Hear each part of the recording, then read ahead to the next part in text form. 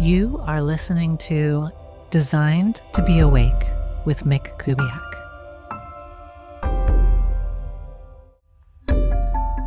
Hello, friends, and welcome to another episode of Designed to Be Awake with Mick Kubiak. This episode, it's a shorty. You have a little assignment in here. You could just do it anytime, and it's called Wandering. And it sounds like vaguely druid-like or something, but you basically just go out for a wander, and you go out intentionally. You kind of almost have to stop yourself from trying to know.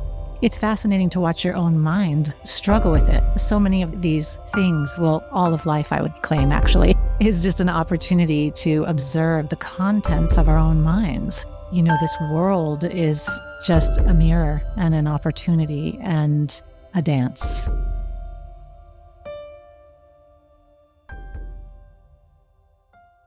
Hello, welcome to another episode. Today, what I wanted to talk about is wandering. Wandering is a practice. I know it just sounds like something that you randomly do sometime. You're just wandering around. You don't know what to do. It sounds kind of like aimless wandering. I'm just kind of wandering around. And in fact, it is all those aimless. It is. And that's the beautiful thing about wandering.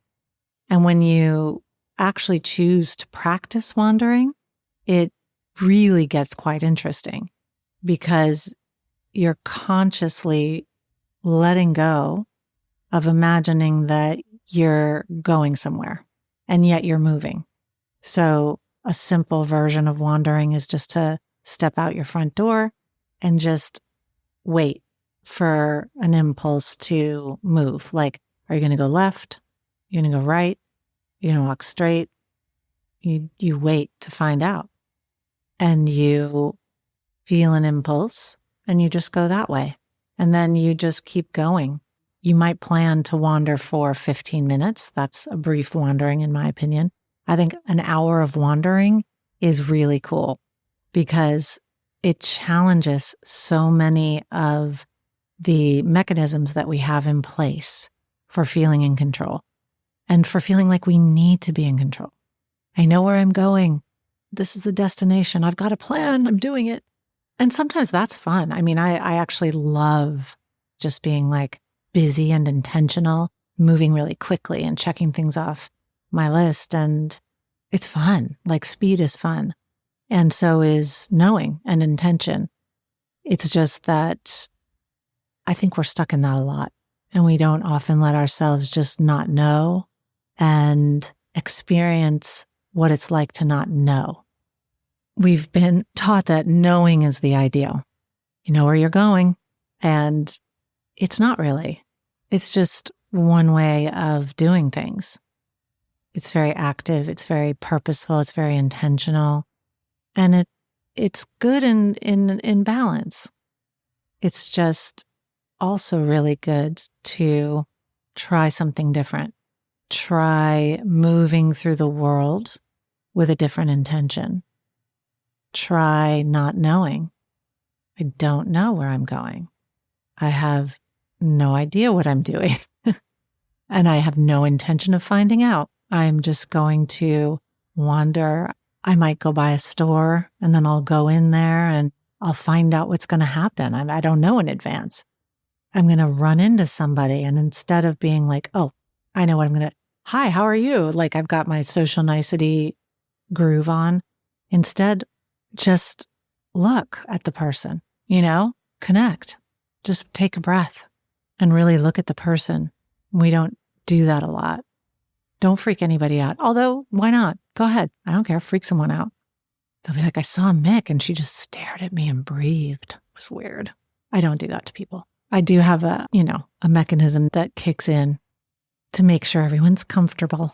And we all have that. And I am fighting that a bit in myself, not for the purpose of making other people uncomfortable by any means, but just to drop into the openness. I don't think we realize how our programming, how having a way of doing things, a way of talking to people, a way of running into people, a way of going about our days, I don't think we realize how limiting that is and how much it limits our experience. of life. And there's that very common cliche, like, we're not human doings, we're human beings. And yet we really are acting like human doings most of the time.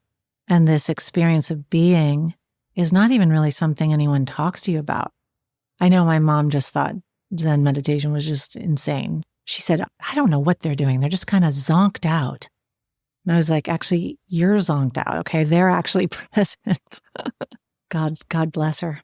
I love my mom, but she didn't get any of this at all. She was always on purpose, always doing stuff, but actually also a pretty cool person and zenned out in her own way. She just did it differently, but she didn't get the idea of like stopping and just being.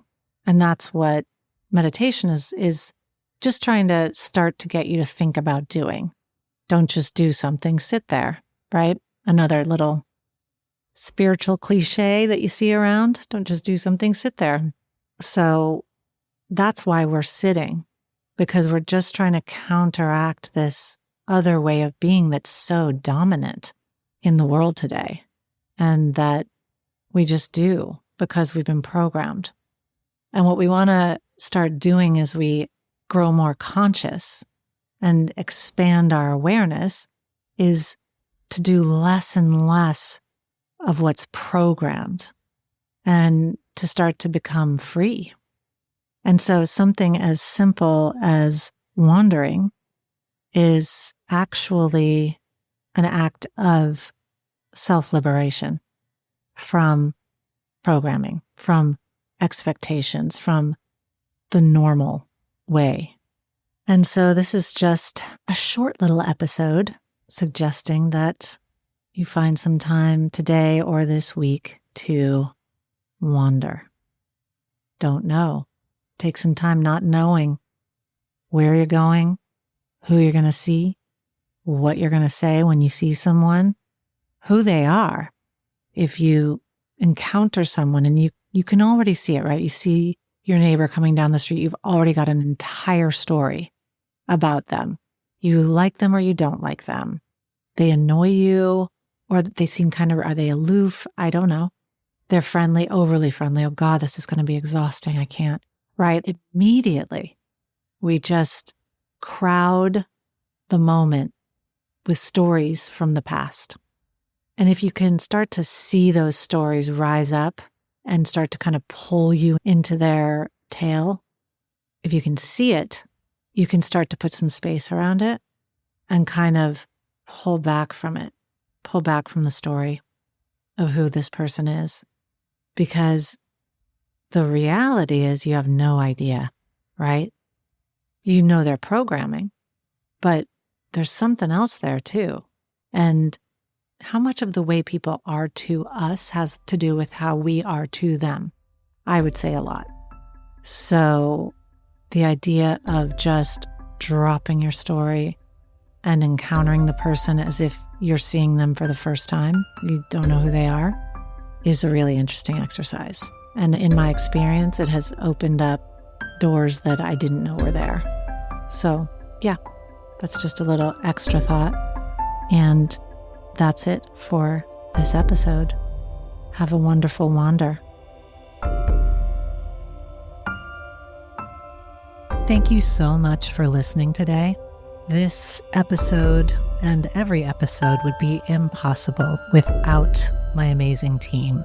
The brilliant Chase Coughlin, who not only edits every episode, but also composed the music for the show, as well as Maya Young.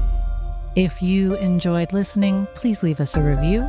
And if you would like more me, more designed to be awake, please subscribe at mickkubiak.com. Thank you so much for listening, and I will see you next time.